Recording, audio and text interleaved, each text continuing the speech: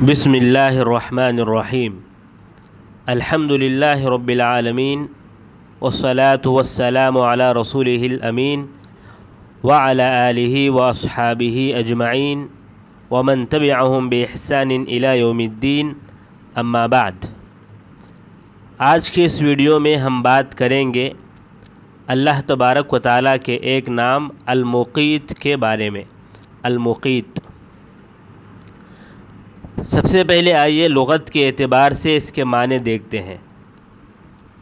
زجاج کہتے ہیں کہ اہل لغہ کا کہنا ہے مقیت اس کے معنی ہے قدرت رکھنے والا، جیسا کہ اللہ تبارک و تعالیٰ نے کہا وَكَانَ اللَّهُ عَلَى كُلِّ شَيْءٍ مُقِيتًا، یعنی قدرت رکھنے والا۔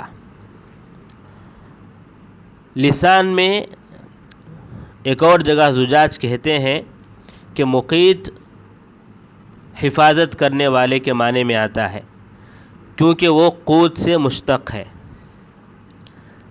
ایک اور معنی کہا جاتا ہے مقیت یعنی حفاظت کرنے والا، جتنی ضرورت ہے اس کے مطابق دینے والا، حفاظت کر کے۔ وَكَانَ اللَّهُ عَلَى كُلِّ شَيْءٍ مُقِيتًا۔ زجاجی کہتے ہیں مقیت یعنی قدرت رکھنے والا، اقاتا سے۔ ازہری کہتے ہیں مقیت یعنی حفاظت کرنے والا، قدرت رکھنے والا۔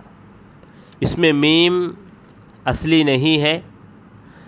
قرطبی رحمہ اللہ کہتے ہیں کہ اس میں فاعل ہے اقاتا یقیتو سے، مقیت، اور یہ واو یا سے بدلا گیا ہے کیونکہ اصل میں وہ قوت سے مشتق ہے۔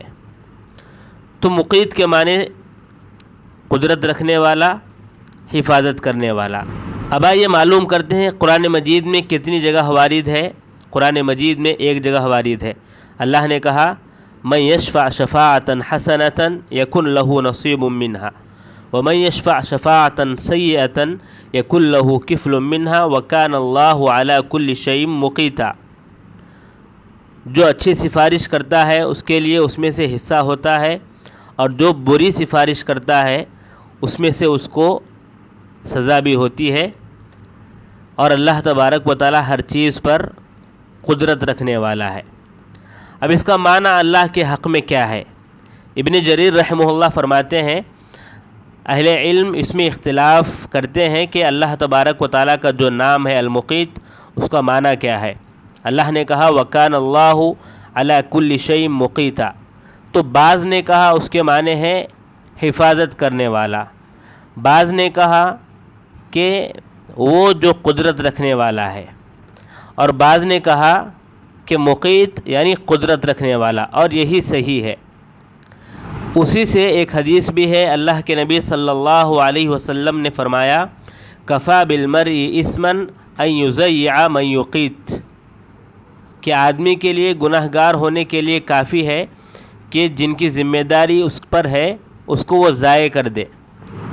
فرا، خطابی اور ابن قتیبہ رحمہم اللہ اجمعین مقیت کے معنی قدیر کہتے ہیں۔ ابن العربی رحمہ اللہ فرماتے ہیں کہ مقیت بمعنی قادر ہے، اور یا ہو سکتا ہے کہ جو قوت دینے والا ہو اس کو مقیت کہتے ہیں، بمعنی وہاب، رازق، اس کے معنی ہوں گے۔ قرطبی کہتے ہیں کہ اللہ تبارک و تعالیٰ کے حق میں اس کا معنی یہ ہے کہ ہر انسان کو، حیوان کو اوقات کے لحاظ سے، گزران کے لحاظ سے عطا کرنے والا، دینے والا، ایک کے بعد ایک چیز دینے والا۔ ابو عبیدہ کہتے ہیں مقیت حافظ کے معنی میں ہے۔ کسائی کہتے ہیں مقیت قدرت رکھنے والے کے معنی میں ہے۔ نحاس کہتے ہیں ابو عبیدہ کا قول ہی زیادہ بہتر ہے۔ مصدر نامی کتاب میں یوں مذکور ہے کہ مقیت یعنی وہ جو روزی دینے والا ہے، بدن کو جو ضرورت ہے بدن تک پہنچانے والا، اور جو عقل کو ضرورت ہے، دل کو ضرورت ہے، دل تک پہنچانے والا، یعنی رازق کے معنی میں بھی ہوگا تو دینے والا، اب رازق میں تھوڑی بات خاص ہو جاتی ہے، اور اس میں صرف جو ہے قوت دینے والا، طاقت دینے والا، اور ایک معنی ہوتا ہے اس کا قدرت رکھنے والا، جیسا کہ اللہ نے کہا وَكَانَ اللَّهُ عَلَى كُلِّ شَيْءٍ مُقِيتًا، یعنی قدرت رکھنے والا۔ تو گویا کہ یہ دونوں معنی ہو سکتے ہیں۔ عبد الرحمن السعدی فرماتے ہیں کہ مقیت یعنی جو ہر موجود کو اس کے لیے جو ضرورت ہے اس تک قوت کو پہنچانے والا، روزی کو، رزق کو پہنچانے والا، اور جیسا چاہے اپنی حکمت سے صرف کرنے والا، یہ ہے مقیت کے معنی۔ اب آئیے معلوم کرتے ہیں، جب ہم نے معلوم کیا اللہ تبارک و تعالیٰ کا نام مقیت ہے، اللہ تبارک و تعالیٰ حفاظت کرنے والا ہے اور قدرت رکھنے والا ہے، تو کیا معلوم ہوا ہم کو قرآن و حدیث میں ہمیں کیا فائدہ حاصل ہوتا ہے؟ سب سے پہلا فائدہ جو حاصل ہوتا ہے وہ یہ ہے کہ اللہ تبارک و تعالیٰ مقیت ہے، یعنی قدرت رکھنے والا ہے ہر چیز پر۔ دوسری بات جو معلوم ہوتی ہے وہ یہ ہے کہ اللہ تبارک و تعالیٰ ہر مخلوق کو اس تک رزق کو پہنچانے والا ہے، چاہے چھوٹا ہو بڑا ہو، کمزور ہو ضعیف ہو یا طاقتور ہو، مالدار ہو فقیر ہو۔ اللہ نے کہا وَمَا مِن دَابَّةٍ فِي الْأَرْضِ إِلَّا عَلَى اللَّهِ رِزْقُهَا، جو بھی دنیا میں ہے چوپائے ان کو رزق دینے کی ذمہ داری اللہ پر ہے۔ ایک اور جگہ اللہ تبارک و تعالیٰ نے فرمایا وَجَعَلَ فِيهَا رَوَاسِيَ مِن فَوْقِهَا وَبَارَكَ فِيهَا وَقَدَّرَ فِيهَا أَقْوَاتَهَا فِي 4 أَيَّامٍ سَوَاءً لِلسَّائِلِينَ۔ ابن کثیر رحمہ اللہ فرماتے ہیں کہ قدر فیہا اقواتہا یعنی جو لوگوں کو ضرورت ہے اس میں رکھ دیا ہے۔ قرطبی رحمہ اللہ فرماتے ہیں قدر فیہا اقواتہا یعنی رزق جو بھی ضرورت ہے ان کے لیے تجارات میں سے، درختوں میں سے، فائدے کی چیزوں میں سے، ان تمام چیزوں کو اللہ تعالیٰ رکھ دیا ہے ہر ایک کے لیے۔ تو معلوم کیا ہوا، جو بھی دیتا ہے وہ اللہ تبارک و تعالیٰ ہی دیتا ہے، رزق قوت جو بھی عطا کرتا ہے اللہ تعالیٰ عطا کرتا ہے۔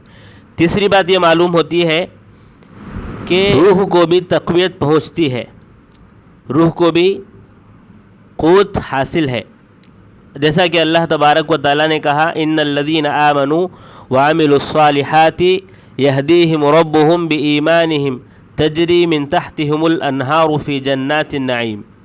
اسی طرح اللہ کے نبی صلی اللہ علیہ وسلم نے فرمایا انی لست کہیئتکم انی ابیت یطعمنی ربی و یسقینی۔ اس طرح ہر مخلوق کے لیے قوت ضروری ہے، بدن ہے اس کے لیے کھانا پینا قوت حاصل کر لیتا ہے کھانے پینے سے، روح ہے اس کے لیے علم ہے، معرفت ہے، یہ سب روح کو تقویت پہنچاتی ہیں۔